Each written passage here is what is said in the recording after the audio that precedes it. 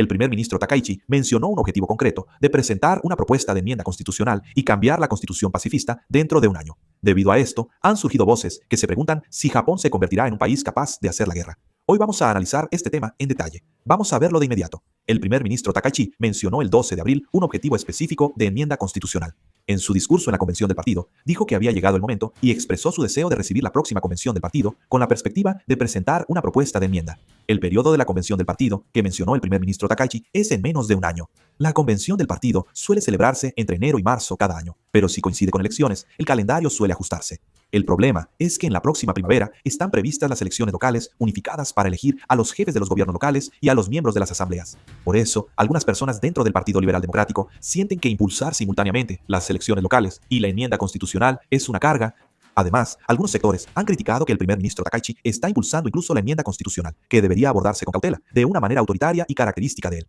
El periódico Asahi y el periódico Nikkei informaron que la falta de comunicación entre el primer ministro y el partido gobernante ha generado un ambiente frío dentro del partido, ya que la gestión del gobierno avanza con decisiones rápidas. Sin embargo, el pueblo recibió esto con agrado. Cuando el primer ministro Takaichi anunció en la convención del Partido Liberal Democrático que su objetivo era proponer una enmienda constitucional para la próxima primavera, el 60% de los encuestados respondió positivamente, superando la mitad. Solo el 29% tuvo una opinión negativa. Esto muestra que la mayoría del pueblo japonés está a favor de la enmienda constitucional. Aunque el Partido Liberal Democrático ha mantenido la reforma constitucional como una política básica del partido, la mayoría de los primeros ministros anteriores no la incluyeron en la agenda del gabinete. Sin embargo, la presentación de un calendario concreto por parte del primer ministro Takaichi se considera muy inusual.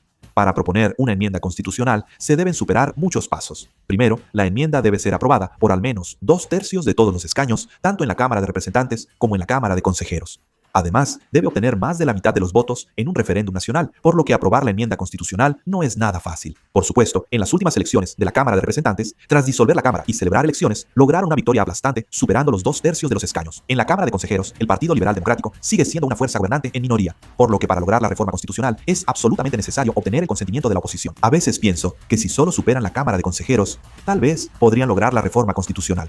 Como mencioné antes, alrededor del 60% de la población japonesa muestra una actitud positiva hacia la propuesta de reforma, así que para el primer ministro Takaichi debe superar el obstáculo de la Cámara de Consejeros. Sin embargo, el problema es que en la política japonesa predomina la opinión de que un año no es suficiente tiempo. Entonces, ¿qué tipo de reforma constitucional se llevará a cabo?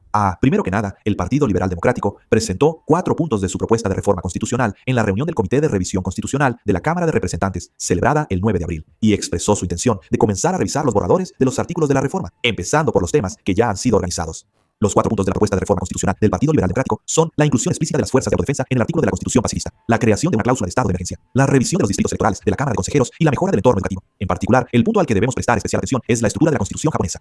La estructura de la Constitución japonesa establece la renuncia permanente a la guerra y al uso de la fuerza, así como la prohibición de mantener potencial bélico, después de que Japón, que había provocado guerras como la Guerra del Pacífico, fuera derrotado. Como se establece que no se pueden tener fuerzas armadas, hay opiniones que consideran que la existencia misma de las fuerzas de autodefensa de Japón es inconstitucional. El Partido Liberal Democrático intenta resolver este problema incluyendo a las fuerzas de autodefensa en la propuesta de reforma constitucional. Sin embargo, su postura es dejar intactos los artículos sobre la renuncia a la guerra y la prohibición de mantener potencial bélico, y solo crear un nuevo apartado para las fuerzas de autodefensa. El primer ministro Takaichi ha estado insistiendo desde antes en convertir a Japón en un país normal que pueda ir a la guerra. Como obtuvo una victoria aplastante en la Cámara de Representantes y la opinión pública es favorable, parece que quiere aprovechar esta oportunidad para impulsar este cambio.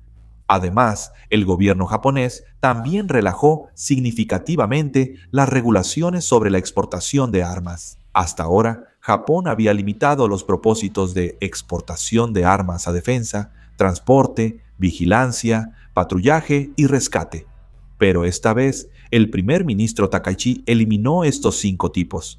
Como resultado, ahora también es posible exportar equipos con capacidad letal. El primer ministro Takaichi convocó una reunión del Consejo de Seguridad Nacional y revisó las directrices de operación de los 3 principios para la transferencia de equipos de defensa. También dejó abierta la posibilidad de proporcionar armas a países que están en combate, siempre que se cumplan ciertas condiciones. Con esta revisión, al eliminarse varias restricciones, el umbral para la exportación de armas se ha reducido considerablemente. En particular, también se hizo una distinción entre armas y equipos no letales. Las armas son equipos que pueden causar daño directamente, como aviones de combate o submarinos, mientras que los equipos no letales son equipos que no pueden causar daño directamente, como radares o radios. Sin embargo, los países a los que Japón puede exportar armas son Estados Unidos, con el que se ha firmado un acuerdo de transferencia de equipos de defensa. Sin embargo, está limitado solo a 17 países, incluidos el Reino Unido, Australia y otros. Si se incluyen los países que están actualmente en negociaciones, el número aumenta hasta 20. En el caso de los equipos no letales, la ley se modificó para permitir su exportación sin restricciones. Según lo declarado por el ministro de Defensa, Shinjiro Koizumi, el equipo de defensa japonés ya está recibiendo diversas demandas y expectativas de varios países. Ya se ha informado que Filipinas e Indonesia han mostrado interés en importar fragatas y submarinos japoneses, respectivamente. Además, según los últimos informes, Taiwán está en contacto cauteloso con Japón para la construcción conjunta de buques de guerra, según informaron los medios taiwaneses, citando fuentes. Estas fuentes dijeron que el ejército taiwanés ha publicado una licitación para el diseño de una fragata de próxima generación de 6.000 toneladas, y explicaron que el ejército taiwanés está considerando el desarrollo conjunto, teniendo en cuenta la última fragata Mogami de la Fuerza Marítima de Autodefensa de Japón, que se entregará a la Marina de Australia en 2029.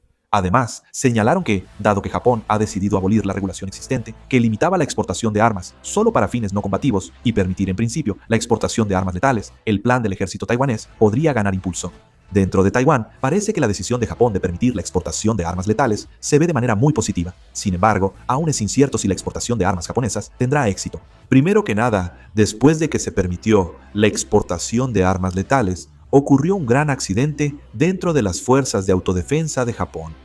En el campo de entrenamiento de las fuerzas terrestres de autodefensa en la prefectura de Oita, Japón, un proyectil de tanque explotó en la torreta, causando la muerte de 3 miembros de las fuerzas de autodefensa que estaban a bordo y dejando a uno gravemente herido en un grave accidente. Actualmente se está investigando la causa del accidente. Sin embargo, como el accidente ocurrió el mismo día en que se anunció la exportación de armas japonesas, no son pocos los que dudan si realmente se puede confiar y utilizar las armas japonesas. La mayor debilidad señalada de la industria de defensa japonesa es el precio. La razón es que, estructuralmente, la producción es baja. Las fuerzas de autodefensa de Japón no pueden aumentar su tamaño ni su presupuesto de defensa más allá de cierto nivel debido a restricciones constitucionales y políticas. Esto significa que la cantidad de armas que se pueden adquirir también es limitada. Para las empresas de defensa, es una estructura en la que no es posible reducir los costos unitarios mediante la producción en masa. Si la producción es baja, los costos fijos no se distribuyen y esos costos se reflejan directamente en el precio del producto. Un ejemplo representativo es el fusil tipo 89. Este fusil, utilizado por las fuerzas de autodefensa de Japón, tiene un precio unitario de aproximadamente 2.9 millones de wons. Comparado con fusiles extranjeros de rendimiento similar, puede llegar a ser hasta 5 veces más caro. Con este precio, es difícil competir en el mercado de exportación. Desde la perspectiva de los países compradores, si el rendimiento es el mismo, es más razonable elegir un producto más barato. Esta estructura ha continuado durante mucho tiempo. Japón prohibió la exportación de armas por los 3 principios de exportación de armas. Por eso, las empresas de defensa japonesas se quedaron en un mercado cerrado donde solo las fuerzas de autodefensa eran sus clientes. Como no había competencia externa, no había necesidad de bajar los precios ni incentivos para maximizar la eficiencia de producción. Se desarrolló tecnología, pero la estructura industrial se volvió ineficiente. Por supuesto, ahora Japón también está tratando de cambiar esta estructura a través de la exportación. Su estrategia es aumentar la producción y reducir los costos unitarios. Pero el problema es que entrar al mercado en sí no es fácil. El mercado global de defensa ya está dominado por Estados Unidos, Europa, Corea del Sur e Israel. Si Japón, que es un recién llegado, entra en este mercado sin competitividad en precios, será difícil que lo elijan. Al final, la industria de defensa japonesa necesitará tiempo para mejorar su estructura a través de la expansión de las exportaciones. Tendrán que entrar al mercado con la doble carga de altos precios y baja producción. En este proceso, la clave será qué tan rápido pueden ampliar su sistema de producción y reducir los precios. Ahora la tendencia es clara. Japón ya no volverá al pasado. Ya han decidido la dirección, y esa dirección es la militarización. El hecho de que hayan levantado las restricciones a la exportación de armas es solo el comienzo. A medida que aumentan la producción, acumulan tecnología y amplían la cooperación militar con los países aliados, Japón se está transformando cada vez más en un país capaz de hacer la guerra. Si a esto se le suma una reforma constitucional, la situación cambia por completo.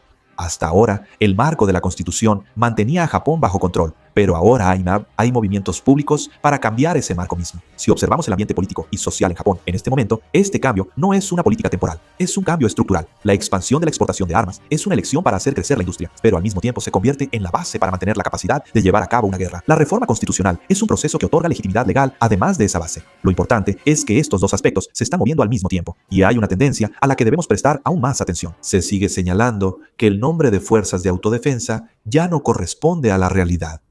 Aunque en la práctica cumplen el papel de un ejército, solo mantienen el nombre por razones constitucionales e históricas.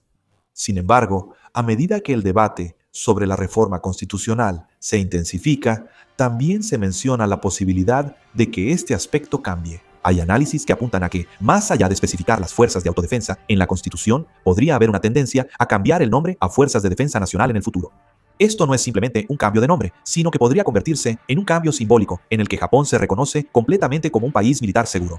Al observar toda esta tendencia, todo apunta en una sola dirección. Japón está buscando una fuerza militar más fuerte y, en ese proceso, está cambiando al mismo tiempo su sistema, industria y diplomacia. Esto es más un movimiento impulsado por las presiones de la época que una simple elección de un gobierno en particular. Con el auge de China, las tensiones en Taiwán y la nueva Guerra Fría, parece que Japón ha decidido que ya no puede quedarse dentro del marco del pasado. Este cambio no termina aquí. Es muy probable que avance aún más rápido en el futuro. El debate sobre la reforma constitucional continuará. La exportación de armas se ampliará y la cooperación militar se volverá cada vez más evidente. La escena que estamos viendo ahora no es el resultado, sino el proceso. Es una tendencia que apenas está comenzando.